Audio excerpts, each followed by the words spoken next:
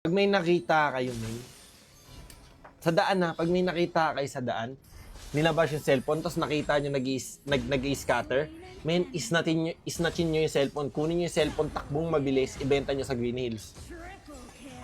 Diba? Hindi ka lang kumita, natulungan mo pang tumigil sa bisyo yung nag-scatter. Diba? Ngayon, pag nahuli ka, sabihin natin na natus ka ng pulis. Natus ka ng pulis, sabihin mo, nag-i-scatter siya, iniiwasan ko lang maadik. Sasabihin sa'yo ng pulis, aba, hindi ka din gago, kupal ka. Sure ko papalakpakan ka pa ng, pulis.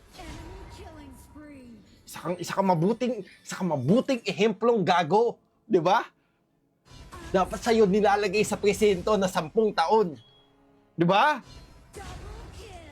Ilalagay din doon yung ninakawan mo ng cellphone, magsasapakan kayo niyan. Sasabihin sa'yo ninakawan mo, ba't mo ninakawan ng cellphone? Sasabihin mo, hindi tol, pag mapatigil ka ng scatter, tang ina ka!